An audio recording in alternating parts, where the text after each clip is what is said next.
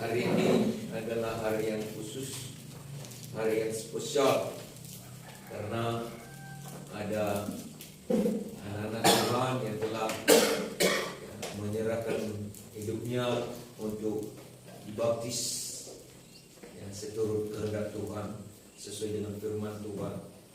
Jadi sebagaimana firman Tuhan katakan, satu orang bertobat saudara, maka berlaksa-laksa malaikat bersorak di surga. Ya, haleluya. Jadi inilah saudara yang kasih. Maka saya katakan di kesempatan ini merupakan hari yang khusus, ini hari yang spesial, karena kita juga turut bersuka cita bersama malaikat-malaikat di surga. Ya, jadi baptisan itu adalah sebagai tanda pertobatan. Dan berhubung karena telah kita adakan baptisan pada hari ini, saya ingin menyampaikan kembali mengenai hal-hal baptisan ini.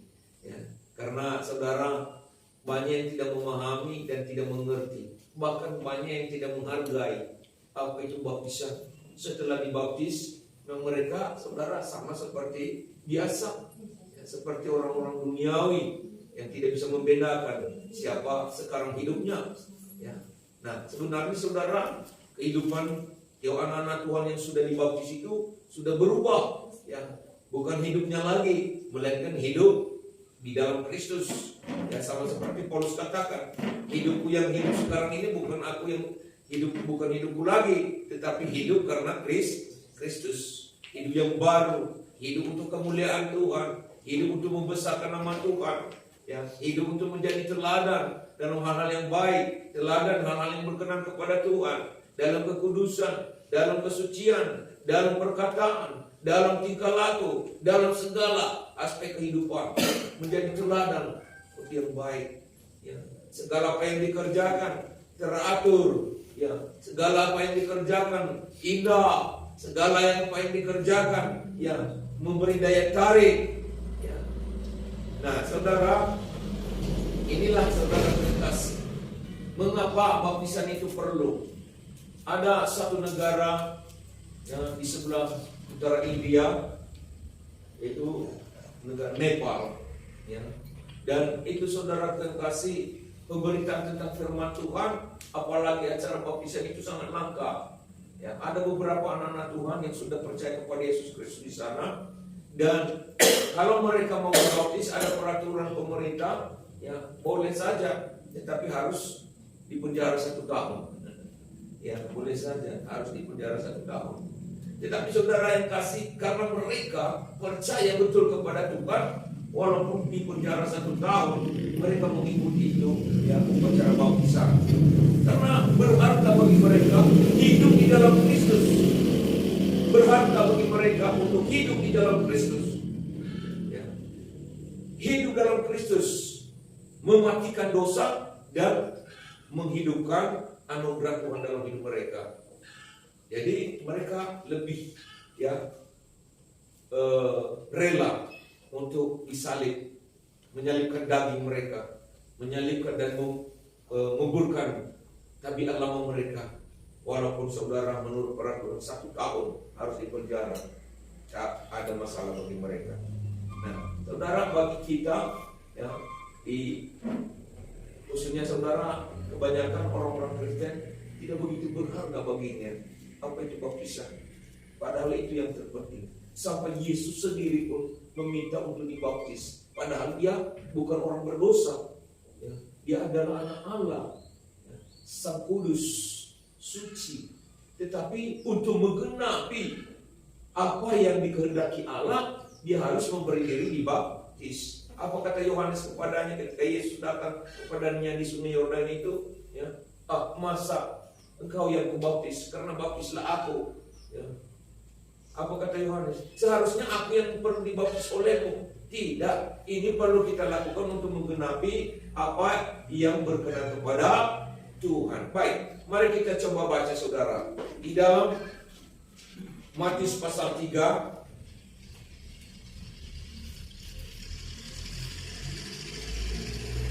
Matius pasal 3 ayat 13 sampai 14.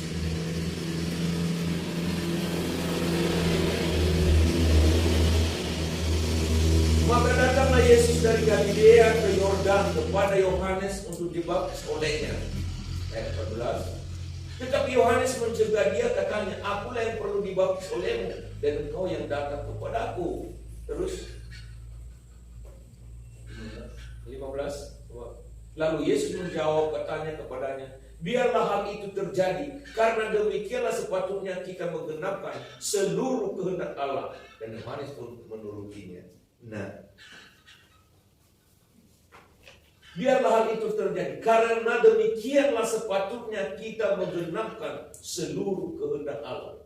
Dan Yohanes pun menurutinya. Ya, dia datang untuk dibaptis. Betapa pentingnya arti baptisan itu. Haleluya. Ngerti saudaraku? Ya, jadi ini baptisan bukan hanya sebagai peraturan gereja.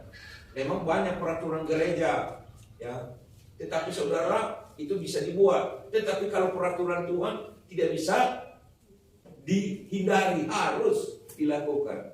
Karena demikianlah sepatutnya kita mengikuti apa yang dikehendaki oleh Tuhan. Jadi baptisan itu adalah kehendak Tuhan, ya, kehendak Tuhan. Nah, kita baca lagi saudara, Kisah Rasul 8 ayat 12.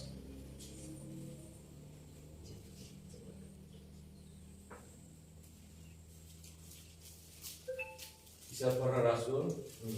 Tetapi sekarang mereka percaya kepada Filipus yang memberitakan Injil tentang kerajaan Allah dan tentang nama Yesus Kristus. Dan mereka memberi diri mereka dibaptis, baik laki-laki maupun perempuan. Laki-laki maupun perempuan. Siapa? Itu jemaat pertama, orang-orang Kristen masa dulu. Jadi tidak ada yang tidak dibaptis, semua harus. Jadi itulah sebabnya bagi kita, kalau mau menjadi pengikut Yesus Kristus, tahap ini harus dilakukan dulu, ya, harus dilakukan. Apalagi mau menjadi hamba Tuhan, pelayan Tuhan, itu harus ini, ya. Jadi saudara, jangan nanti pikirkan, ini banyak kali peraturan di gereja ini. Bukan, kita tidak mau banyak-banyak peraturan, tetapi kita mau yang mendisiplinkan diri untuk mengikuti apa yang dikehendaki oleh Tuhan. Kita mau mengikuti apa yang diperintahkan oleh Tuhan, itu saja. Nah, Markus 16 ayat 16 tadi sudah saya bacakan kepada yang dibaptis, bahwa sebagai orang yang percaya itu harus dibaptis. Markus 16 ayat 16. Siapa yang percaya dan dibaptis akan diselamatkan, tetapi siapa yang tidak percaya akan dihukum. Pentingkah untuk diselamat? Pentingkah untuk dibaptis? Pentingkah untuk dibaptis? Karena apa? Siapa yang percaya dan dibaptis akan diselamatkan. Tetapi siapa yang tidak percaya akan dihukum. Jadi sebagai tanda orang yang sudah percaya kepada Yesus Kristus harus supaya apa? Selamat. Amin. Iya. Ini. Jadi yang belum dibaptis siap-siap untuk dibaptis. Ya. Nah, Heri sudah dibaptis. Ya. Hari itu berapa orang rombongannya? Nah. Iya. Iya. Iya. Udah. Yang hari ini 2 orang. Nanti kita banyak yang sudah kita baptis, sudah ratusan yang sudah kita baptis di sini. Ya. Nah, yang kedua, siapa yang melakukan baptisan? Banyak orang menganggap bahwa maunya saya dibaptis oleh orang Barat. Nanti ditunggu-tunggunya dulu orang Amerika. Ditunggu-tunggunya pendeta besar yang sudah keluar masuk kulkas, keluar masuk TV. Nah, bukan seperti itu, saudara. Haleluya. Iya. Kalau dia sudah hamba Tuhan, wajiblah hamba Tuhan itu ya membaptis. Karena itulah aba-aba daripada Tuhan Yesus. Pergilah. Kalau yang pergi beritakanlah Injil, ajarkan firman-Ku. Yang percaya baptislah mereka dalam nama Bapa dan Anak, Roh Kudus. Matius 28. ayat 17, 18, 19, 20. Jadi siapapun kalau dia adalah hamba Tuhan, wajib melakukan pelayanan pembaptisan. Tidak harus ditunggu-tunggu. Nanti nunggu-nunggu yang keluar masuk kulkas dulu baru dibaptis. Ya kapan? Ya saudara, haleluya. Nah, Filipus saja tiba-tiba percaya seorang bendahara karena berat bendahara Ethiopia itu, saudara. Aku percaya, baptislah aku, apalah salahnya? Ya kalau percaya, ayo mereka turun. Nanti kita pelajari, saudara. Mereka turun ke dalam air. Bukan mereka turun di atas mangkok. Karena ada yang membaptis itu, saudara yang kasih. Nah, ini yang namanya peraturan gereja, nggak salah. Ya, hanya satu mangkok, ya, taruh air di situ, lalu mereka percik. Itu bukan baptisan menurut terjemahan Yunani. Baptis itu, saudara yang kasih, harus memang ya, turun, diselam ke dalam air. Ya. Ini firman Tuhan. Nah, kita mengikuti kehendak Tuhan, firman Tuhan, bukan mengikuti peraturan gereja. Kalau peraturan gereja nggak apa-apa lah bagi mereka seperti itu. Haleluya. Nah, saudara yang kasih, siapa yang melakukan baptisan? Kita baca di dalam Matius 28, 18 sampai 19. Oh, tadi sudah saya ingatkan ya. Matius 28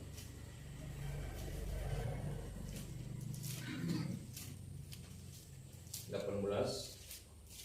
dan sampai 19. Yesus mendekati mereka dan berkata, kepada aku telah diberikan segala kuasa di surga dan di bumi. Ya, kuasa itu ada kepada Yesus. Untuk urusan surga, untuk urusan bumi ada pada Yesus. Kalau mau ya memiliki sesuatu kekuatan, kemampuan untuk mengurus urusan masalah persoalan ya surga dan bumi ada dalam Yesus. Kita bersyukur telah mengenal Tuhan Yesus. Amin. Kepadaku ya, telah diberikan kuasa. Karena itu pergilah. Nah, ini aba-abanya. Inilah perintah agungnya. Pergilah. Jadikanlah semua bangsa murid, bukan hanya Tanjung Gunung. Semua bangsa. Penginjilan itu bukan hanya ya Kota Medan, semua bangsa. Murid, dan baptislah mereka dalam nama Bapa, Anak dan Roh Kudus. Ayat 20.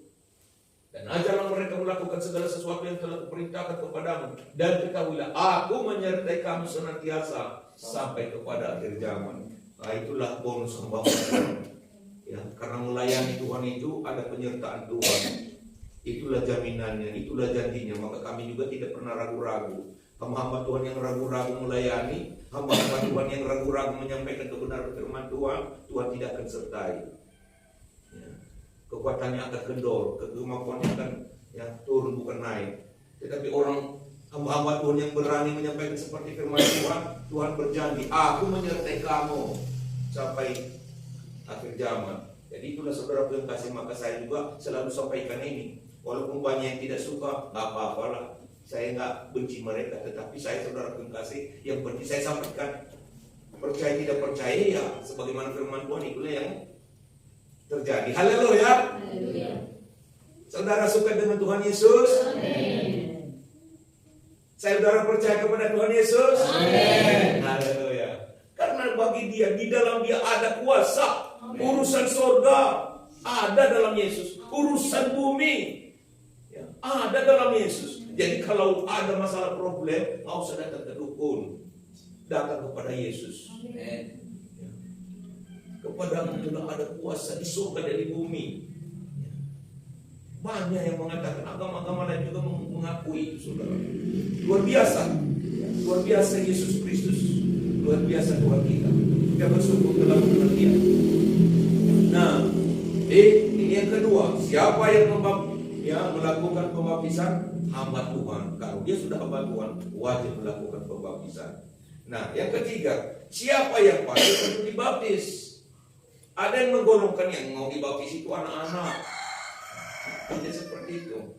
Ya. Kalau anak-anak itu, nah ayo kita baca, kita lihat dulu. Markus 10 ayat 13 sampai 16. Supaya kita mengerti ya, supaya memahami. Ya. Nah, Markus 10 13 sampai 16. Lalu orang membawa anak-anak kecil kepada Yesus. Ini anak-anak ya. supaya ia menjamah mereka. Akan tetapi murid-muridnya memarahi orang-orang itu. Ayat 14. Ketika Yesus melihat hal itu, ia marah dan berkata kepada mereka, biarkan anak-anak itu datang kepada, jangan menghalang-halangi mereka, sebab orang-orang seperti itulah yang mempunyai kerajaan Allah. Ayat 15. Aku berkata kepadamu, sesungguhnya barang siapa tidak menyambut kerajaan Allah seperti seorang anak kecil, ia tidak akan masuk ke dalamnya. Ayat 16. Lalu ia memeluk anak-anak itu dan sambil meletakkan tangan atas mereka, ia memberkati mereka, bukan membaptis mereka. Jadi istilah bagi kita kalau anak-anak itu saudara, ya cukup kita itu namanya penyerahan anak, ya, dan diberkati oleh hamba Tuhan. Jadi kalau ada anak-anak kecil yang belum diserahkan kepada Tuhan, datang, ya, berikan penyerahan kepada ya pendeta, supaya pendeta meletakkan tangan atas mereka untuk memberkati mereka. Tetapi kalau mereka sudah mulai mengerti ya tentang Yesus, sudah bisa diajarkan tentang percaya kepada Yesus Kristus, itulah yang patut untuk dibaptis. Ya. Nah, orang-orang di zaman Kristen pertama itu saudara, orang laki-laki dan perempuan, orang-orang dewasa. Ngerti saudara? Apa saudara mengerti?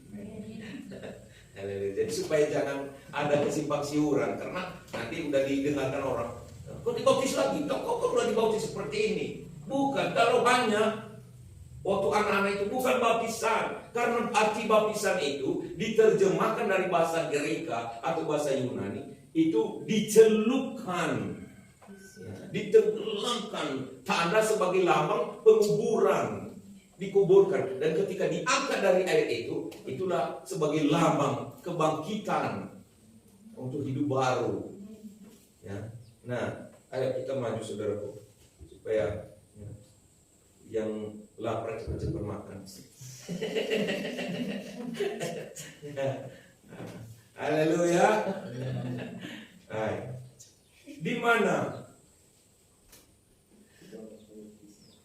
Di mana diadakan baptisan? Nah, bukan di atas mangkok ya, tapi di dalam air, bukan di atas cawan. Nah, jadi mari kita baca di dalam Yohanes 3 ayat 23. Ini saudara supaya mengerti. Jadi ini hari yang khusus ya, hari yang spesial pengajaran ini. Ya olahnya. Nah, dengar ya baik-baik ya. Nah. Haleluya, beri dirimu dibaptis. Ya. Yohanes 3:23. Akan tetapi Yohanes pun membaptis juga di Ainon. Ingat, Ainon. Yohanes 3:23. Dekat Salim, sebab di situ banyak air dan orang-orang datang ke situ untuk dibaptis. Kalau hanya untuk satu mangkok, kenapa harus perlu banyak air? Iya kan? Di Ainon, karena di situ banyak air melimpah. Ya, sungai. Ainon ini sungai. Jadi kalau hanya satu mangkok ngapain susah-susah? Di rumah pun ada bawa ya ceret ke sini kan bisa. Tetapi tidak seperti itu. Ya. Yohanes itu membaptis di Sungai Yordan. Yohanes itu membaptis di Ainon. Karena itu sungai. Kita juga membaptis kadang di Bukit Lawang ya. Nah, di Sungai Rencong. Kadang saudara yang kasih di Mencirem. Ya. Kalau banyak air dulu di depan ini, di situ udah 2-3 kali udah pernah kita baptis. Ya. Udah banyak saudara yang kita baptis. Haleluya. Paudi di mana dibaptis Paudi? Paudi sudah mencari juga ya. Oh, masih Mas Heri. Mas Heri. Ya. Haleluya, Mas Heri juga di Sungai Mencirem. Oke. Kisah Rasul 8. Kisah Rasul 8 ayat 38. Ayo kita baca supaya mengerti. Kisah para Rasul 8 ayat 38. Jadi Yohanes membaptis di air karena di situ banyak air meluber. Lalu orang Ethiopia itu menyuruh menghentikan kereta itu dan keduanya turun ke dalam air, baik Filipus maupun sida-sida itu, dan Filipus membaptis dia. Ya. Mereka turun ke dalam air. Tadi kita turun ke dalam air atau bagaimana? Itu baptisan. Ya. Jadi bukan bukan di samping apa. Tapi nggak apa-apa lah peraturan gereja kita nggak pernah, karena setiap masing-masing gereja ada peraturannya. Tetapi kalau peraturan kehendak Tuhan ini, karena ini dari dulu sudah dilakukan. Ya. Kita bukan dominan untuk peraturan gereja, tapi kita dominan untuk mengikuti apa yang Tuhan firmankan. Jadi baptisan itu diadakan ya di mana? Di sungai, di tempat yang banyak air, dan mereka turun ke dalam air untuk melakukan baptisan itu. Jadi supaya ada yang modal kita untuk memberikan keterangan bagi yang bertanya-tanya. Kadang-kadang kan kita ini diejek-ejek, ujak kene, ridi, bukan itu maksud kita. Untuk menggenapi kehendak Tuhan, untuk mau melakukan firman Tuhan. Kalau mau mengikuti peraturan gereja, ngapain capek-capek? Jalan lagi naik turun kan? Udah di sini aja bisa. Tetapi karena mengikuti kehendak seperti yang firman Tuhan, ya udah, apa boleh buat. Begitu ya saudaraku. Ya ngerti Bapak Ibu? Amin. Jadi jangan kecewa kalau saudara mengikuti firman Tuhan, karena ini firman Tuhan banyak berkatnya bagi kita.